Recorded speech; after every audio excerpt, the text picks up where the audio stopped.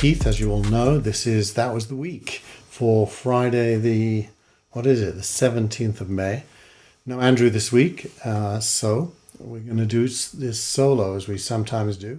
This week's newsletter will be going out pretty much after I finish this, and you can see from the weird artwork that inevitably Andrew would comment on more this week than almost any other week, is my guess.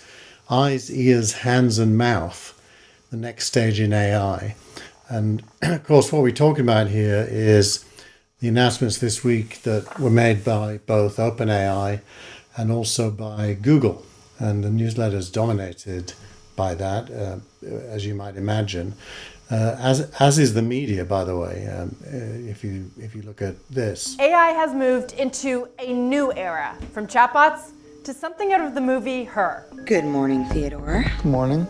You have a meeting in 5 minutes. You want to try getting out of bed? Google and OpenAI, both debuting AI assistants that can emote. Whoops, I got too excited. Reason. That image of a skull reminds me of Hamlet. Make jokes. A lullaby about majestic potatoes? Now that's what I call a mashup. Translate. The objects you're showing are una manzana and un plátano in Spanish. Even remember where you left your glasses. Do you remember where you saw my glasses? Yes, I do. Your glasses were on the desk near a red apple. Well, there you go. That's CNBC just walking through some of what's possible. She talked about emoting and remembering, but for me the biggest part of the announcement was that every phone on the planet is now a pair of eyes for ChatGPT, and every microphone in every phone on the planet is now a set of ears for ChatGPT. And ChatGPT can now use those eyes and ears to observe both real-time video-based content that you point the camera at, or still images, or anything capable of being heard and listened to, which means that the cloud device that is OpenAI now has access to everything. Data is no longer web scraping. Data is anything that happens anywhere, including, by the way, pointing your camera at documents and being able to read them, newspapers and being able to read them, magazines and so on, statues, famous places. It's quite capable of doing lots of things. A few examples here which are kind of really amazing. Let's start by looking at the real-time translation. We asked the live audience on X to submit a few requests for what they would like us to try out here. So I will take a couple of prompts. Okay, Bot Gaskar wants to know if GPT-4o is capable of real-time translation. Mark, you want to try this one? Sure, yeah, let's do it. All right. Yeah. I speak Italian, so we can just do English-Italian. Let's try to do English-Italian. Sure, let's do it. Hey, ChatGPT, how are you? I'm doing fantastic. Thanks for asking. How about you? How's your day going? I'm doing great. So I would like you to function as a translator. I have a friend here who only speaks Italian, and I only speak English. And every time you hear English, I want you to translate it to Italian. And if you hear Italian, I want you to translate it back to English. Is that good? Perfetto. Mark, io mi chiedo se le balene potessero parlare, cosa ci direbbero? Mike, she wonders if whales could talk, what would they tell us? They might ask, how do we solve linear equations? Potrebbero chiederci come risolviamo le equazioni lineari. Sicuramente sì. Certainly, yes. Great. Pretty amazing, hey? That goes on for a little while longer. You can find all of those videos on the OpenAI YouTube channel. And so that's listening, but also being able to be intelligent about what you hear, including real-time translation into a bunch of different languages. What about seeing? Is the king in residence at the moment? Yes, it looks like the king is in residence right now. The royal standard flag is flying above Buckingham Palace, which is the signal that the monarch is present. How exciting to be there while the king is home. Try and tell me exactly what they're doing right now, please. Right now the ducks are gently gliding across the water. They're moving in a fairly relaxed manner, not in a hurry. Occasionally, one of them will dip its head under the water, probably looking for food, and then pop back up. I even know when a taxi is coming with its orange light on. I think I'll hail it to get home. Yes, I spotted one just now. It's heading your way on the left side of the road. Get ready to wave it down.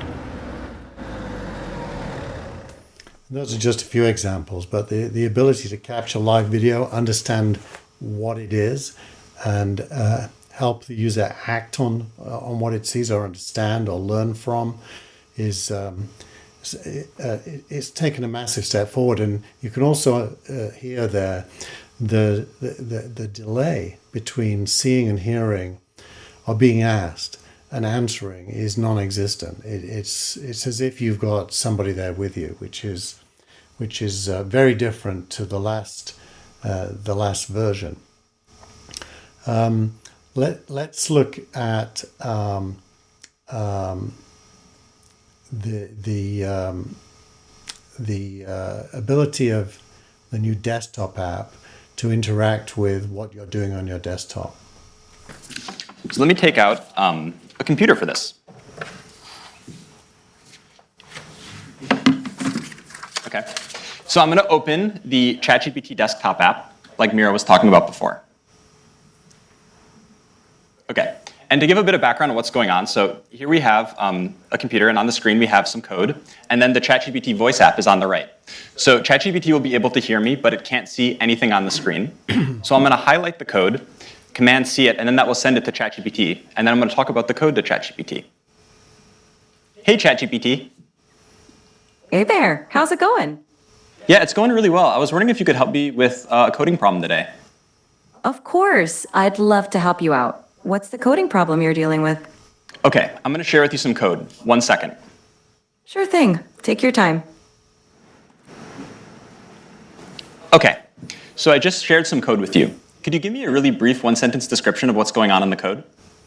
This code fetches daily weather data for a specific location and time period, smooths the temperature data using a rolling average, annotates a significant weather event on the resulting plot, and then displays the plot with the average, minimum, and maximum temperatures over the year. Awesome, thanks so much. And in the code, there's this function foo. Can you describe to me what the plot would look like if I had versus didn't have this function? Sure. The function foo xy takes in a data frame x containing temperature data and a window size y for calculating the rolling mean. It smooths the average temperature, minimum temperature, and maximum temperature columns by applying a rolling mean over the specified window. With the foo function, the plot would show smoother temperature lines because the rolling mean reduces the noise or fluctuations in the data.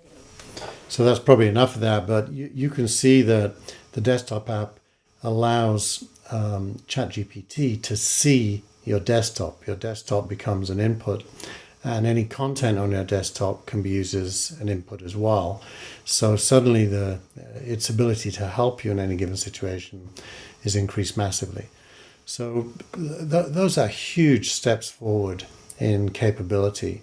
And when I thought about this week's title, Eyes, Ears, Hands and Mouth, it was really to separate out these things, to allow us to imagine what would happen if a physical object like a robot was given these attributes linked to ChatGPT and could use cameras and microphones to engage with and interact with the real world. And we're getting closer and closer to that. It's becoming a very real prospect, especially as the mechanical side of robots is so improved now. Balance, the ability to deal with surroundings that are not predictable in various ways. So this is big. Google had its own event, and it was the day after, and I will say that the Google event was somewhat underwhelming compared to the OpenAI event, just because Google's quite far behind, and they are trying to move in similar directions, and there was evidence that they made progress against those directions, but they're seriously far behind. With a couple of essays in this week's newsletter, one from Malik, who talks about why OpenAI was better. My wife's just asking me what burger I want for dinner, so there you go. I just need to tell her I'm recording. So the Google event, Owen's got a great essay. That's really just the difference between a company that launched a product and a company that launched a bunch of technologies. And it really is true what he says. There was no comparison really between the two. It's also the case that the ChatGPT announcements have been widely responded to, but Peter Nixie makes the point in this week's newsletter that they're probably widely underestimated in terms of their likely future impact. His exact title is that OpenAI's spring release will end up being far more significant than most of us might suspect. And that's because it really does take AI to a much more human place where more people can use it. Probably the biggest thing of all is that it's free. It used to cost $20 a month to get some of the pro features. It's now free. So everyone with a smartphone in the world will be able to use it without paying. And that is phenomenal. I mean, in any context, you could really think of any context, but education, to name one, children being able to learn is going to be seriously enhanced. The other thing I noticed is that there is a lot of capability now to blend AIs. I've mentioned before on the show that I use Claude.ai, which is the Anthropic version. And Claude.ai is super clever. It was, I think, better than OpenAI for some things, but that has now changed.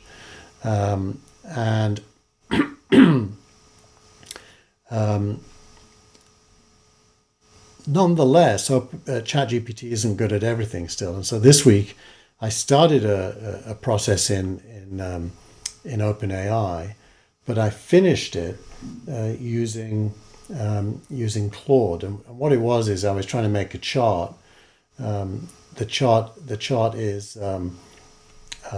basically a chart showing the correlation between the NASDAQ, the S&P 500, and then within my work context, the signal rank algorithm, Series B rounds, and how they perform over time. And so when I used ChatGPT, it didn't have the NASDAQ data. I wasn't able to get the NASDAQ data. So I went to Claude.ai, and I got that data from Claude.ai, and then went back. Here you can see it. I went back to ChatGPT, gave it the data, and between the two of them, they were able to produce this chart that shows that if you bought an S&P 500 share in 2014, 5 years later, you would have made 139% of your original investment. On the NASDAQ, you would have made 189%, and with single rank, you would have made 431%, and so on and so forth each year. I couldn't have made that graph prior, without using both AIs. So, that in and of itself is significant. I don't know how to take that away now. Oh yeah, there we go. Can I do that? Let me, there we go. We can make it small. I've got some kind of a glitch going on. There we are. So that was two AIs acting as independent agents, doing different parts of the work to produce a chart. It's getting to the point where that will happen more and more. There's lots of YouTube videos of people stringing together, lots of agents all doing different parts of a task together, and that is probably the next phase. As things get better, they'll also connect with each other to produce things for human beings. The rest of this week's newsletter, covers lots of things. One of them, a big deal. There's a company we've talked about called Destiny. Its ticker symbol is DXYZ. Destiny has some things in common with SignalRank in that it is a company that owns stocks in private companies. In the case of Destiny, it's SpaceX and several other very well-known stocks that it bought quite late in the life of the company for very high prices, whereas SignalRank buys high-scoring Series B investments earlier in the life for the right price, the price at the time. But apart from that, they're quite similar. It's a publicly listed vehicle whose asset is private companies, and it went public a few weeks ago. The value of the assets it owns are about $50 million in round numbers. It traded initially at $1 billion. Today it trades at about $160 million. So, 3 to 4 times the value of the assets that it's holding. And it does so by buying shares from employees of private companies. And those private companies have now objected to the fact that it bought those shares on what's known as a forward contract. Read the article in the Essays of the Week, but it's making the point that there is a lot of tensions in Silicon Valley over employees selling stocks to companies like Destiny without permission of the company whose stock it is. And that is going to play out over the next period. Not bad news for SignalRank, because we do not buy stocks from employees, and we don't buy common shares at all. We buy preferred shares in proper funding rounds. So a little bit different for us, but that is there. There's also a great article by Andre Reterath. He runs Data Driven VC, and he's an investor at Early Bird VC in Germany. I spoke at his conference a couple of weeks ago. He's produced an analysis this week of all the databases that follow startups. Very good analysis. Digs into Crunchbase, CB Insights, Dealroom, PitchBook, Preqin, and all of the others, and it says what they're good at and what they're less good at. Very useful for any of you who are investors. In terms of startup of the week, it has to be ChatGPT, but I focused on a specific thing they launched. If you have a team account at ChatGPT, you can now link to your Google Drive or your Microsoft OneDrive, and it can talk directly to documents, spreadsheets, slide presentations, without you having to upload them into ChatGPT. I think that's a huge change in the ability for it to do analytics and suggest improvements to real documents. And the tweet of the week is Sam Altman's tweet acknowledging that Ilya, his co-founder, one of the co-founders, will be leaving OpenAI. Of course, there was a big controversy a few weeks ago about Sam being the CEO. Ilya was in the middle of that. Nobody really knew what was going to happen. Well, it's happened. They've now parted ways, and Ilya will be moving on to a new project. That said, that is the end. That was the week for May the 17th. The newsletter will be going out shortly, and Andrew will be back next week. Thank you so much for listening and watching.